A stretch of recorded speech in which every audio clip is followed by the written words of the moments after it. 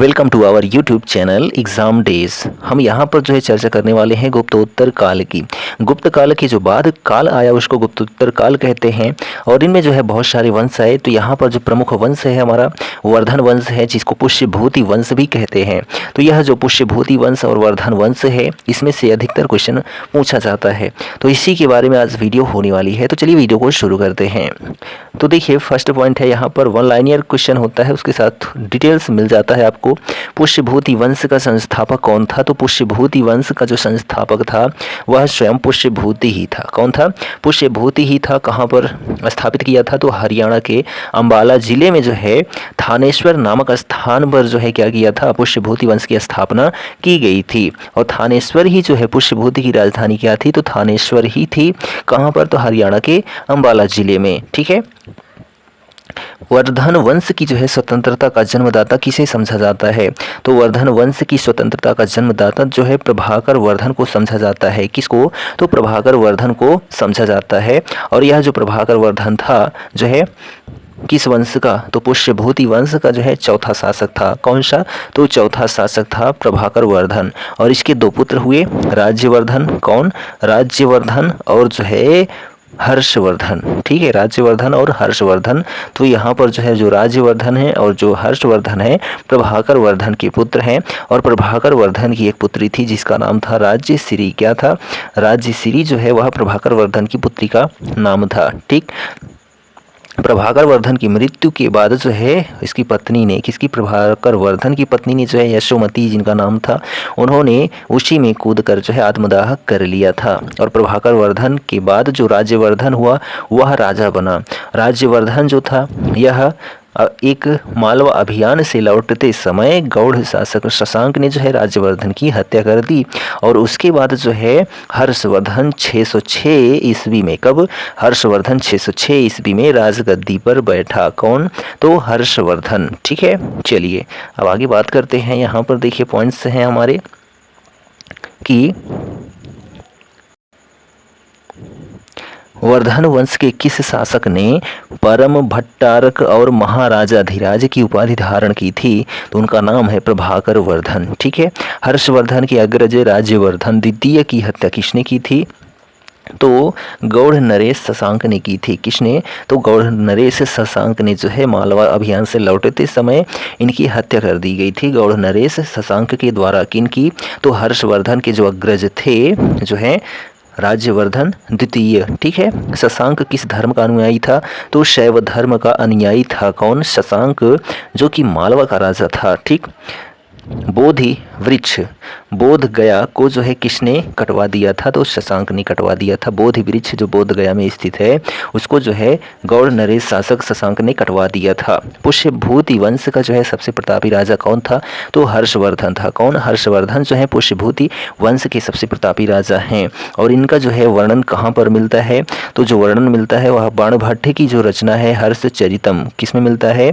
तो बाणभट्ट की रचना है हर्षचरित। इसी में जो है जो पुष्यभूति वंश के सबसे प्रतापी राजा हर्षवर्धन है, इनकी जानकारी विशेष रूप से मिलती है। और जो बाणभट्ट हैं यह हर्षवर्धन के जो हैं दरबारी कवि थे। और इसी से जो है पता चलता है कि जो हर्षवर्धन है इन्होंने 41 वर्ष तक शासन किया था। और इन्हीं के शासनकाल में जो है चीनी यात्री व्हेन-त्सांग जो है भारत आया था। ठीक है। 629 ईस्वी से लेकर 645 ईस्वी तक जो है भारत में रहा था और बौद्ध शिक्षा ग्रहण किया था। ठीक है। चलिए नेक्स्ट पॉइंट है कि शशांक को किसने पराजित किया था? तो हर्षवर्धन ने जो है शशांक गौड़ नरेश को पराजित किया था। ठीक।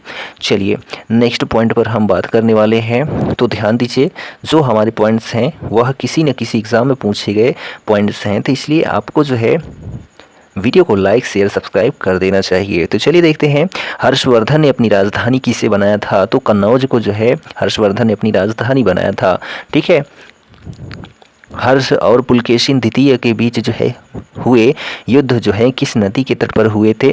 तो नर्मदा नदी के तट पर जो है हर्षवर्धन और पुलकेशिन द्वितीय के बीच जो है युद्ध हुआ था। किस नदी के तट पर?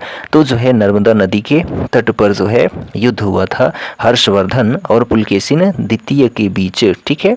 चलिए इस युद्ध में जो है किनकी पराजय हुई थी, तो हर्षवर्धन की पराजय हुई थी। जो यह युद्ध हुआ था इसमें जो है किसकी पराजय हुई, तो हर्षवर्धन की पराजय हुई थी। ठीक, नेक्स्ट पॉइंट है चीनी यात्री ह्वेनसांग जो है किसके शासनकाल में भारत आया था, तो हर्षवर्धन के शासनकाल में चीनी यात्री ह्वेनसांग भारत आया था। कब से कब तक, तो 629 से लेकर 645 के बीच में जो है हर्षवर्धन के शासनकाल में चीनी यात्री ह्वेनसांग आया था। ठीक, चलिए नेक्स्ट क्वेश्चन है कि हर्षवर्धन को किस अन्य नाम से भी जाना जाता था, तो शिलादित्य के नाम से जाना जाता था हर्षवर्धन को। ठीक है, ह्वेनसांग किस उद्देश्य से भारत आया था, तो नालंदा विश्वविद्यालय में जो है पढ़ने के लिए ह्वेनसांग भारत आया था। ठीक है, हर्षवर्धन के शासनकाल में। ठीक, नेक्स्ट क्वेश्चन है हर्ष ने किस वर्ष अपने दूत चीन में भेजे थे, तो 641 ईस्वी में जो है हर्षवर्धन ने अपने दूत चीन में भेजे थे। शुरुआत में जो है हर्षवर्धन किस भगवान का उपासक था, तो भगवान शिव और भगवान सूर्य का जो है उपासक था। कौन, हर्षवर्धन शुरुआत में। ठीक, ह्वेनसांग से मिलने के बाद हर्ष ने किस धर्म को राज्याश्रय प्रदान किया था, तो बौद्ध धर्म को जो है राज्याश्रय प्रदान किया था। किससे मिलने के बाद, तो ह्वेनसांग से मिलने के बाद हर्षवर्धन ने जो है बौद्ध धर्म को जो है राज्याश्रय दिया था, यानी कि जो है उसका प्रचार प्रसार करवाया था। हर्ष ने जो है बौद्ध धर्म की किस शाखा को अपनाया था, तो हर्षवर्धन ने जो है महायान शाखा को अपनाया था। ठीक, हर्ष का जो है दरबारी कवि कौन था, तो बाणभट्ट जो है वह हर्षवर्धन के दरबारी कवि थे और इनकी रचना जो है हर्षचरितम है, जो कि हर्षवर्धन के ऊपर ही लिखी गई है। हर्षचरितम एवं कादंबरी की रचना किसने की, तो बाणभट्ट ने जो है हर्षचरितम और कादंबरी की रचना की। प्रियदर्शिका रत्नावली नागानंद नामक संस्कृत नाटक ग्रंथों की रचना किसने की, तो हर्षवर्धन ने जो है प्रियदर्शिका रत्नावली नागानंद नामक संस्कृत नाटक ग्रंथों की रचना की। किसने, तो भूति वंश के जो शासक हुए या वर्धन वंश के शासक हुए हर्षवर्धन ने। ठीक, किसको भारत का अंतिम हिंदू सम्राट कहा गया है, तो हर्षवर्धन को जो है भारत का अंतिम हिंदू सम्राट कहा गया है। हर्ष के अधीनस्थ शासक क्या कहे जाते थे, तो महाराज अथवा जो है महासामंत कहे जाते थे। ठीक है, हर्ष के जो है अधीनस्थ शासक क्या कहे जाते थे, तो महाराज अथवा जो है महासामंत कहे जाते थे। ठीक, चलिए हर्ष के मंत्रिपरिषद के मंत्री को क्या कहा जाता था, तो सचिव या फिर जो है अमात्य कहा जाता था। हर्ष के मंत्रिपरिषद के मंत्री को जो है सचिव या फिर जो है अमात्य कहा जाता था। ठीक, चलिए नेक्स्ट क्वेश्चन देखिए। प्रशासन की सुविधा के लिए जो है हर्ष का साम्राज्य जो है किस में विभक्त था, तो प्रांतों में विभक्त था। जो है प्रशासन की सुविधा के लिए प्रांतों में बांटा गया था हर्ष का जो शासन क्षेत्र था। प्रांत को क्या कहा जाता था, तो भुक्ति कहा जाता था। क्या कहा जाता था, भुक्ति जो है वह प्रांत को कहा जाता था। ठीक, प्रत्येक भुक्ति का जो है शासक क्या कहलाता था, तो राजस्थानीय राजस्थानीय उपरिक या फिर जो है राष्ट्रीय कहलाता था। हर्षचरित में प्रांतीय शासकों के लिए शब्द जो जोड़ा गया है वह क्या है, तो लोकपाल। ठीक है, हर्षचरित में प्रांतीय शासकों के लिए जो है लोकपाल शब्द को जो है प्रयोग में लाया गया है। भुक्ति का जो है विभाजन किस में हुआ था, तो जिलों में हुआ था। किस में, तो भुक्ति का विभाजन जो है किस में हुआ था, तो जिलों में हुआ था। जिले के प्रधान को क्या कहा जाता था, तो विषयपति कहा जाता था जिले के प्रधान को। शासन की सबसे छोटी इकाई क्या थी, तो ग्राम थी गुप्त वंश में, और गुप्तोत्तर काल में भी जो है शासन की सबसे छोटी इकाई क्या थी, तो जो है ग्राम ही थी। ठीक, चलिए यहाँ पर ह्वेनसांग, तो ह्वेनसांग जो चीनी यात्री था वह 629 से लेकर 645 ईस्वी के मध्य यानी लगभग 15 साल तक रहा था। ठीक है, जो कि तक्षशिला विश्वविद्यालय में क्या ग्रहण करने आया था, तो बौद्ध शिक्षा ग्रहण करने आया था यानी पढ़ने आया था। ह्वेनसांग को जो है यात्रियों का राजकुमार कहा जाता है। क्या कहा जाता है, यात्रियों का राजकुमार जो है ह्वेनसांग को कहा जाता है। नीति का पंडित भी कहा जाता है और क्या कहा जाता है, शाक्य मुनि भी कहा जाता है। किसको, तो ह्वेनसांग को। ठीक है, किसको, ह्वेनसांग को जो है शाक्य मुनि के नाम से भी जाना जाता है। ठीक, हर्षवर्धन, तो हर्षवर्धन ने जो है कौन कौन सी रचनाएं की थी, तो नागानंद जो है इनकी एक प्रसिद्ध रचना है। ठीक, प्रियदर्शिका इनकी प्रसिद्ध रचना है। रत्नावली इनकी प्रसिद्ध रचना है। किसकी, तो जो है हर्षवर्धन की। और जो बाणभट्ट हैं इनके दरबारी कवि हर्षवर्धन की, इनकी रचना हर्षचरितम कादंबरी और पार्वती परिणय है। किनकी, तो जो है हर्षवर्धन की। ठीक है, और हम बात करते हैं तो जो हर्षवर्धन है यह इन्होंने जो है बौद्ध धर्म की महायान शाखा को अपनाया था और उसके बाद जो है विष्णु और शिव को भी ये मानते थे, यानी इनकी पूजा करते थे। ठीक है, हर्ष द्वारा आयोजित जो कन्नौज सभा थी, इसमें जो है ह्वेनसांग के सम्मान में की गई थी, जो कन्नौज की सभा थी। ठीक है, और इसकी अध्यक्षता जो है स्वयं ह्वेनसांग ने ही किया था। ठीक, तो इतने सारे पॉइंट्स आप जरूर याद रखें। और जो है हम यहाँ पर बात करने वाले हैं हर्ष का जो महासेनापति था उसका नाम था जो है क्या, सिंहनाद। क्या था, हर्ष का जो महासेनापति था उसका नाम था सिंहनाद। ठीक है, क्या नाम था, सिंहनाद नाम था। ठीक, हर्ष के समय जो है भूमिकर जो होता है कृषि उत्पादन का 6ठा भाग वसूला जाता था। कितना, 1/6 भाग। यही जो है गुप्त काल में भी ऐसा ही सिस्टम था। ठीक, मालवा के राजा देवगुप्त को राज्यवर्धन ने पराजित किया था। हर्ष जो है 16 वर्ष की आयु में ही क्या हो गया था, गद्दी पर बैठ गया था। कौन, हर्षवर्धन। और हर्षवर्धन की जो प्राचीन राजधानी थी उसका नाम था, यानी पुष्यभूति वंश या वर्धन वंश की जो राजधानी थी स्टार्टिंग में, थानेश्वर। ठीक है, थानेश्वर जो कि हरियाणा के अंबाला के, ठीक है, जिले में पड़ता है थानेश्वर, और यही जो है राजधानी थी। और 16 वर्ष की गद्दी पर जो है जब हर्षवर्धन गद्दी पर बैठा तब भी इसकी राजधानी क्या थी, तो थानेश्वर थी। और बाद में जो है कन्नौज को अपनी राजधानी बनाया था किसने, तो जो है हर्षवर्धन ने। ठीक, 641 ईस्वी में हर्षवर्धन ने मगध राज्य की उपाधि जो है धारण की थी। ठीक है, ह्वेनसांग ने जो है शूद्रों को क्या कहा है, तो कृषक कहा है। ठीक है, ह्वेनसांग ने शूद्रों को कृषक कहा है। किसने, तो ह्वेनसांग ने। हर्षवर्धन जो है सूर्य, शिव एवं बुद्ध का उपासक था। किसका था, सूर्य, शिव और बुद्ध का उपासक था। कौन, तो हर्षवर्धन। ठीक, हर्षवर्धन के ताम्रपत्रों में जो है कितने प्रकार के कर देखने को मिलते हैं, तो केवल 3 प्रकार के कर देखने को मिलते हैं। एक जो है भाग होता था, भाग जो है किस लिए होता था, तो एक भूमि कर होता था, उसी को भाग कहते थे। दूसरा जो था वह हिरण्य कर था, और तीसरा जो है बलि कर था। कौन सा, बलि कर। ठीक, तो ये 3 प्रकार के कर थे हर्षवर्धन के शासन काल में। ठीक है, ह्वेनसांग जो है मगध के महायान संप्रदाय के 10,000 भिक्षुओं का जो है उल्लेख करता है। ह्वेनसांग जो है 637 ईस्वी में, कब, 637 ईस्वी में नालंदा विश्वविद्यालय गया था। ठीक, और वहाँ के कुलपति आचार्य शीलभद्र जो हैं उस समय वर्तमान में थे। ठीक, और ह्वेनसांग की जो यात्रा वृत्तांत है जिसको लिखा है ह्वेनसांग ने, उसका नाम है सी यूकी। क्या नाम है, सी यूकी। और यह बहुत बार पूछा जाता है कि ह्वेनसांग की पुस्तक का नाम क्या है, तो सी यूकी है। ठीक, ये आप जरूर याद रखेंगे। पुलकेशिन द्वितीय की जो राजधानी थी वह क्या थी, तो वातापी थी। क्या थी, वातापी जो है वह पुलकेशिन द्वितीय की राजधानी थी। सेना का जो सर्वोच्च अध्यक्ष होता था उसको महाबलाधिकृत कहा जाता था। ठीक, चलिए अब यहाँ पर हम नेक्स्ट पॉइंट पर आते हैं और लास्ट पेज पर आते हैं, जो कि आपकी एग्जाम के लिए बहुत ही महत्वपूर्ण पॉइंट्स होने वाले हैं।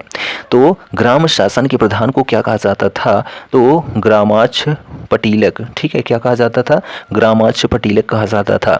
पुलिस विभाग के अधिकारियों को क्या कहा जाता था, तो दंडपाशिक तथा जो है दांडिक कहा जाता था। ठीक है, अश्व सेना के अधिकारियों को क्या कहा जाता था, तो बृहदेश्वर जो है अश्व सेना के अधिकारियों को जो है कहा जाता था। ठीक, पैदल सेना के अधिकारियों को क्या कहा जाता था, तो बलाधिकृत या फिर जो है महाबलाधिकृत कहा जाता था।